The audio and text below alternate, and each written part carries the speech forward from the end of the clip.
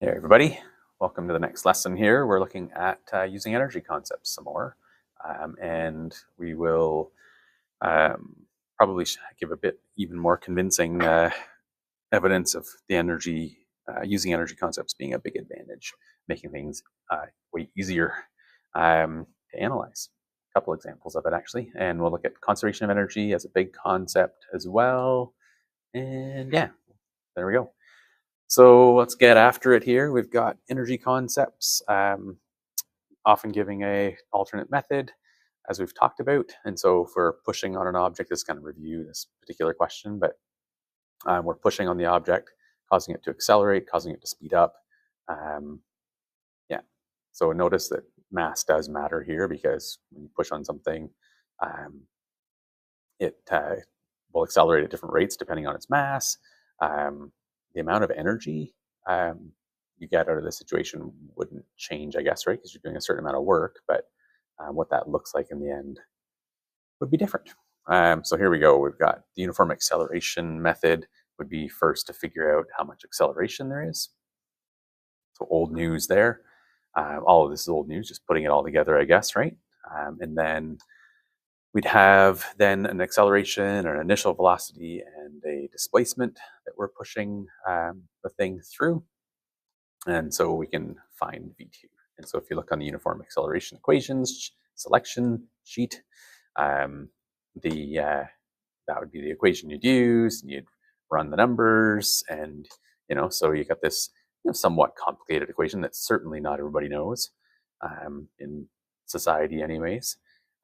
Hopefully everybody in a physics class knows it, but yeah, that's the process for that. Versus if we were to use energy concepts, we would just look at how much work was done. So it'd be 40 joules of work, nice and easy. And so it's joules of energy that are added to that mass there. We know that energy becomes kinetic energy. That's your work energy theorem. So basically we're just saying, and I could even insert in here a EK, delta E equals EK in here. So delta E, work done, equals your EK in the end. Notice that that's actually a delta EK, right? Delta EK, but we're talking about EK final minus EK initial. I am not fitting this onto the screen very well here. Just room there. And so if your initial kinetic energy was 0, then we're just saying the delta. So, the delta is just the final value. So you don't really need the delta there, because we're comparing to 0 energy at the start. Anyways, in case you're wondering about deltas and when to write them in and so on. So we just multiply both sides by 2, divide both sides by 5, take the square root, and we end up with an answer of 4, right? And so that arguably would be quicker or maybe simpler as well, right? Because this much simpler equation 1/2 mv squared is more easily remembered than v1 squared plus 2 ice acceleration delta d and so on, right? But you're getting an answer of 4 either way. Notice we end up with a plus or minus answer from the math, but basically we're just saying we end up with a velocity. So it's not really a directional statement there. It's just, we could have pushed either way. We could have got an answer either way. I don't know how you want to think about it, but it's not super meaningful there. All right, so the next big thing here, law of conservation of energy. Energy cannot be created or destroyed. All right, so it can change forms, right? Which is our work energy theorem. Sometimes it goes to forms that aren't super obvious or aren't usable and so on, and so they're considered lost in quotes because you can't use them. So energy kind of dissipates away, but away meaning to somewhere. It's somewhere, we just can't get it, right? And yeah, so we have the idea of we have total energy in a system is equal to all of the energies. It's this thermal one that really gets us, okay, of course, because that's where all the energy ends up, right? So the total energy of a system remains constant if all forms of energy are considered, right? Really, we're saying that bit. Really, we're saying E initial equals E final as well, right? So conservation of energy, E initial equals E final is kind of the Bayesian equivalent of, saying the conservation law of conservation energy.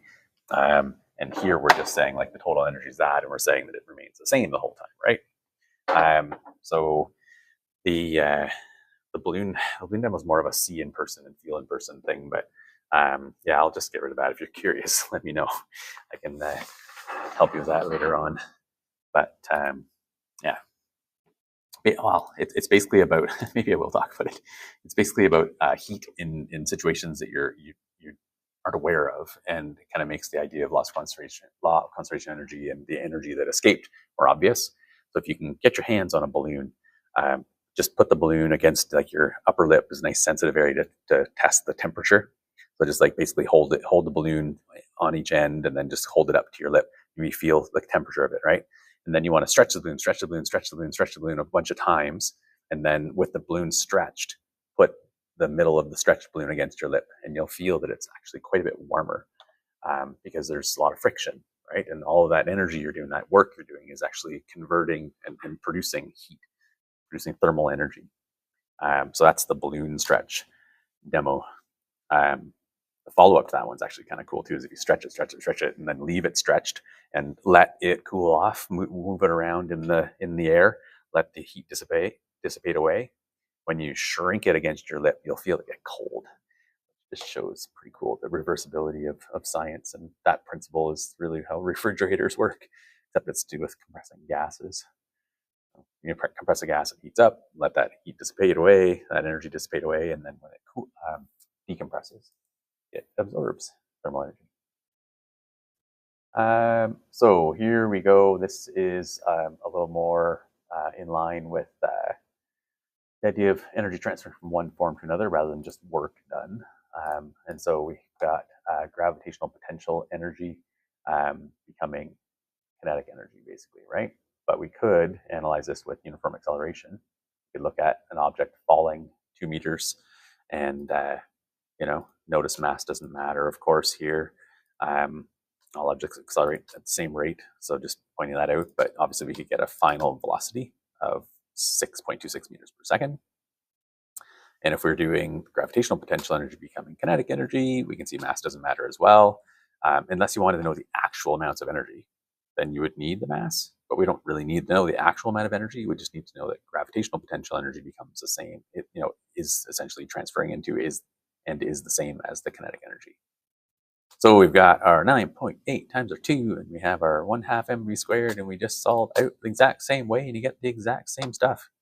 Okay, so you get this 6.26 again.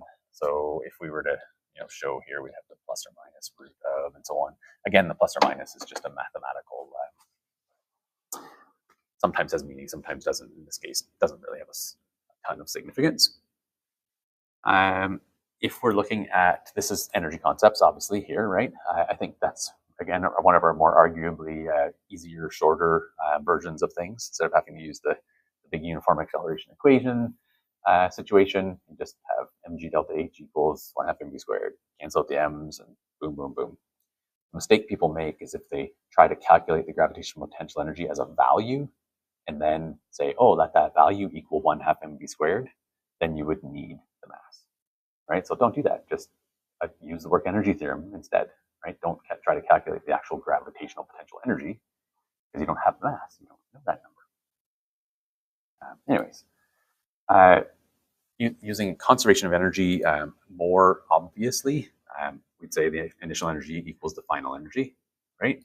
And so we'd have basically Eg equals Ek if we're considering Eg just relative to the final position. In other words, don't have any gravitational potential energy in the end. If you want to list it, you certainly can. That'd be necessary if we said maybe you're falling from 30 meters down to 20 meters. You'd have to have a 20 in the end for the calculation, right? So if we're going to state the gravitational potential energy in each case, that's how you would do it, right? Whereas we had, here you just would have done the delta, right? So in my example there would have been the 30, take away the 20. This would have just been a 10. Okay.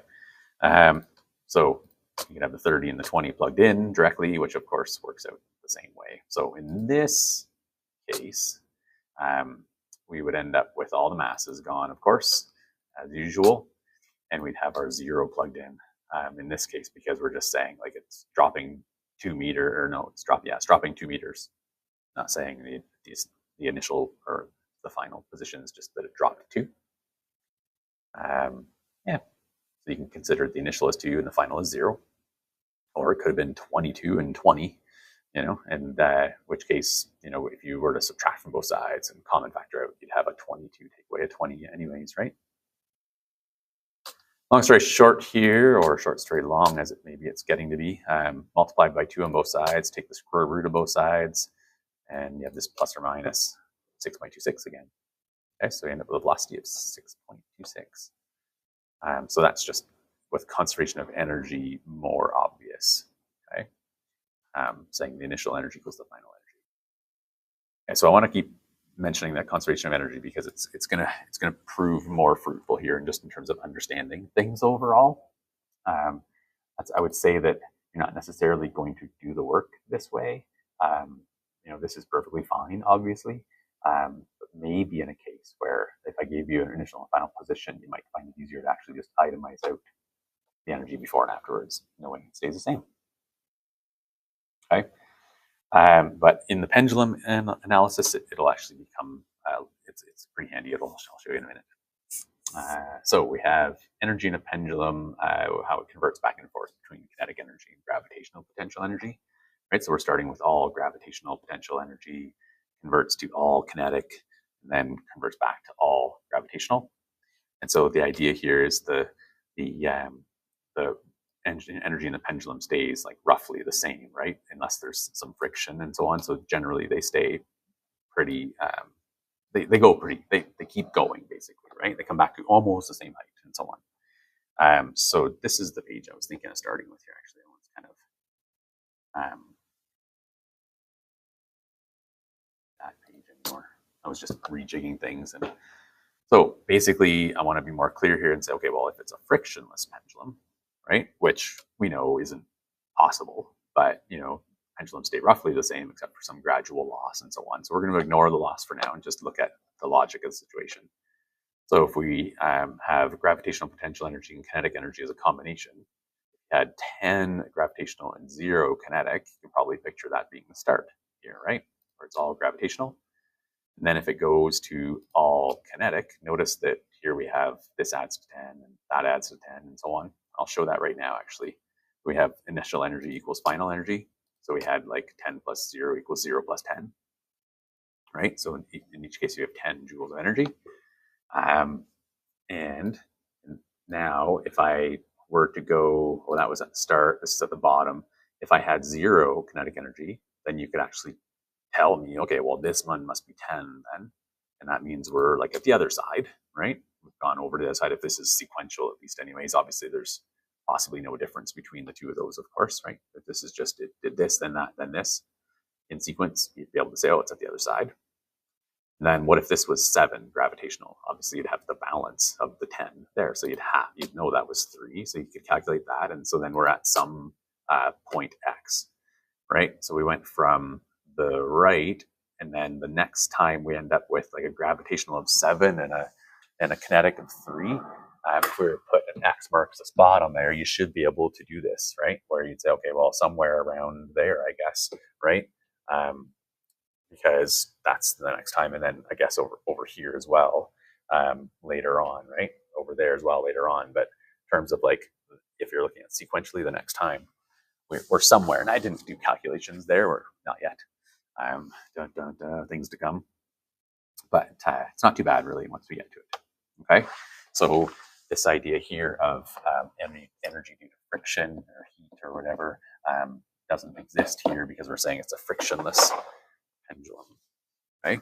And each one of these cases, right, the final at any time you have the final amount of energy. While it was 10 plus 0 is 0 plus 10 is 10 plus 0 again is 7 plus 3, like it's just always adding to 10, right? And if I only ever did that, you might be left wondering, like, well, what about if there's friction, though? Obviously, it doesn't stay the same. Well, that's kind of the point of why we're discussing this, right? So if you look at with friction, the pendulum's not going to make it as far. It's only going to make it part way. Well, we can look at all that, right? So basically at the start, we've got our 10 of gravitational and 0 of kinetic. And obviously we haven't had any time for any thermal energy to go away. Call those like heat, quote unquote, losses. The heat still exists. So ETH or EH or whatever you want to use for labels, doesn't matter, right? That was TH for thermal energy. Here I used H just for heat loss. If this was 0, and we're wondering what the kinetic energy is, and we've somehow measured that 1 joule of energy went off as heat, then you would be able to say, well, this must be 9, because they have to add to 10, right? So what we've got is 10 plus 0 is the same as the gravitational plus the kinetic plus the energy loss due to heat. So 0 plus 9 plus 1, again, we got 10 equals 10. And then maybe later on at the right side, maybe we've lost 2 joules. Well, at the right side, we're going to have all of our energy, which would be the rest, right? At the right, we're not going to have any kinetic. So the rest of the energy would be the 8. And then at some point X, we've lost 2.5. Well, if we've lost 2.5, and maybe we've lost some of the 8 down to 5.5, you can tell that we would have 2 left, right? Because 5.5, 2, and 2.5 adds up to 10 as well. I should reveal all that, right? And then if we get back to the start and we have 7 overall, back to the start, we'd have 0 kinetic energy because we're at the top, stopped momentarily. And then we'd have obviously the 3 joules of energy dissipated off. See, if you're picturing energy dissipating off, you can still picture this as 10, 10, and 10 all the time, right? We've got 10 to start with, equals 10 in the middle, equals 10 there, and equals 10 at the end. It's just a lot of it's getting away as thermal energy. So the pendulum's slowing down because the energy is ending up somewhere else. And so I hope that idea helps you picture what's going on. Okay. So this little applet is kind of nice. It shows, where am I at for my applet? Must be in the other one. I had it open briefly here. There we go. So it has a pendulum, and you can press play, and it can swing back and forth. The nice thing is you can show the chart, and so we're going to have the potential energy and the kinetic energy. So it starts out at the beginning, it's all gravitational potential energy, and then the total energy is this total value. So let's increase the mass a bit here. So we have, trying to get to be a nice number. So 1.5, or we'll go up to like 2 if it'll go exactly to 2 for me. It doesn't. Oh well. Let's go back to the 1.5 so we can picture where we are. Right. So there's our total energy, the gravitational plus the kinetic. And then if I press play and then pause right above the bottom, you can see all the energy has converted to kinetic, and the total energy has stayed the same, and so on. So you can watch the energy bounce back and forth literally between kinetic and gravitational. So at some point in between, you've got your 2 that add up. You've got a little less than 1, or a little more than 1, and more than a half adding to 1.5. So 1. Okay, so that's the idea there. Hopefully it makes sense, right? On either side, you've got all your gravitational and so on. In the middle, at the bottom, in other words, it's all kinetic and so on. We've analyzed all of this, okay? So hopefully that's good. The type of situation we're looking at here, they call it conservative forces. If you ever hear about that, where you have, if there was no friction, obviously this is a situation where the energy just transfers back and forth from one another. So it's named a conservative force. It's not used a whole lot, but so here's a video for us. Here's my video. This is the one right here. Wait for it. All right, so we're going to analyze the situation here. So the person lets go of the ball and then takes a picture. And of course, the idea is that it comes back up, but it's not going to go any higher, right? So it wasn't touching the person's face to start with, so it's not going to touch the person's face at the end, right? So we had a certain amount of gravitational potential energy. It converted to a mixture of the two down to kinetic, and then a mixture of the two, and then on the other side up to gravitational on the other side, and so on. Coming back, it can only get the same gravitational potential energy it had, so it can only get back to where it started or less from heat losses due to friction. So you can see that not a lot of energy was lost, right? It's right like your girl's head. Maybe let down a little bit before it goes, comes back up. Whoa, really close. This guy sees this video and is like, "Oh, right on, cool. I'm gonna try this." So, this is for science, he says. And then I got to turn the volume up for you here. He's like, "This is for science." And then his buddy says, "You're not supposed to push it." For science. You're not supposed to push it. Wait, what? It's obviously a joke. It's not real. Like everything else on TikTok and everything else, everybody's just pretending to do funny things, right? So if you analyze the situation, right, in this in the situation where it doesn't hit, we had initial energy equals final energy, and it was basically Eg equals Eg, right? In the case where the guy gets hit, grab a screenshot of that. Case where the guy gets hit, it made it look pretty good. I'm pretty sure the guy didn't actually get hit for a couple reasons, and I'll show you. But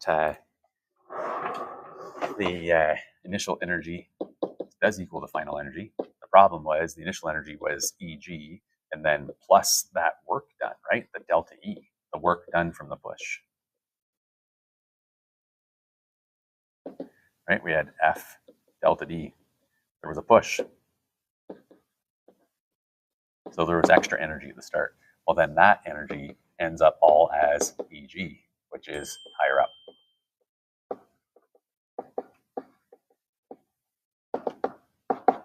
So the reason I would say this is fake is A, because it came from the internet, but also if you look at the video, it doesn't really push that hard, right? So if you look at how hard he pushes it, how hard would that hurt if his face was right there?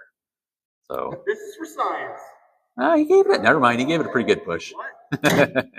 He did give it a pretty good push. I wouldn't want my face to be there. He gave it a good push. So who knows?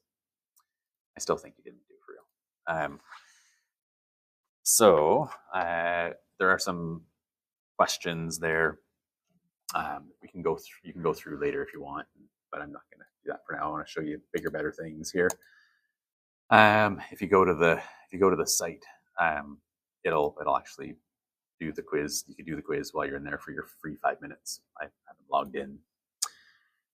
So good question to look at here. Better spend our time is what kind of speed would this pendulum have at the bottom? Okay, and looking at that, it gave you the length. It didn't give you the mass because it doesn't matter, of course, right? But you might think that's pretty tricky, but it's not as tricky as you think if you use energy concepts, right? So really, we're going to focus on converting the gravitational potential energy to kinetic. So, okay, so gravitational equals kinetic, right? It's relative to 0 and so on. We're not doing deltas. And so we have mg delta h equals 1 squared. And so as always, mass doesn't matter unless you want to know the actual energies. And so we have our g delta h and so on. So I got to go back a second here, right? Because we don't know that change in height, right? And so that change in height, you're thinking, okay, well, how do we get that, right? So first, before this one, we need to do this. We need to look at that, how much that change in height would be. So really, you've got a right triangle. You can get the value of x. The total length of the pendulum is 1.38. So the difference between 1.38 and what we get as x is our delta h. So we're looking at adjacent and hypotenuse. So that would be cosine of 34 equals adjacent over hypotenuse. Solving out for x. Getting the difference. And now we know our delta h. So delta h goes in, and we boom, boom, boom, solve like always, right? I could show in here the multiply by 2, and then take the square root of both sides, and so on, right? Normal stuff. It's sloppier than my original writing here for some reason. So we'd have the velocity at the bottom would be 2.15 meters per second. Not a hard question at all, as long as you use energy concepts and proceed with confidence. Another one, what velocity would the water spurt out at in each of these three heights? Okay, so just the idea of it, like and so the idea of it would be that in this one, for this one, water has only fallen this far, so we've got a delta H, and then we've got essentially a EG equals an EK, and so it's a very small number, right? This is a small delta H, and so we get a small V. And then we've got a bigger delta H, and so a bigger velocity, and an even bigger delta H, and so an even bigger velocity. So the velocities themselves are pretty easy to reason out based on energy, right? And so if you're actually looking for velocities themselves, you would, of course, do the normal work, right? And so this one I didn't put any numbers in at all, and you can actually basically get an equation for the velocity would go out the side with based on conservation of energy. Just to reiterate that, we just have initial energy equals final energy, and it's the same thing, really, right? So hopefully that makes sense. We saw the one about the gravity as well, right? Anyways, we saw recently the idea if I let go and you're free falling, that they don't go out, showing that gravity's not even a real force. And that doesn't matter for calculations. We're on Earth. We're in that non-inertial reference frame. We're in that gravity reference frame, and so we do calculations. Okay. Sliding down a ramp. Inclined plane ramps aren't in grade 11 officially for what the normal force would be and so on, but this is no problem to do because you just be calculating out the change in height. So the change in height from the top of the ramp to the bottom of the ramp, obviously some trigonometry there, and then your normal work to find out how much energy transferred. If there was friction, not the kind you calculate to do with the normal force, because that would be grade 12, but if there was just a friction force the whole way, you could calculate out that length as well, and say work done and subtract that amount of work done from the total and get what the speed would be. Okay, so that's also very doable. Yeah, so there you go. There's just 4 questions to practice there, and you should find them very similar to what we looked at in the lesson. All right. Thanks for watching. Hope it makes sense, and talk to you later. Thanks for watching.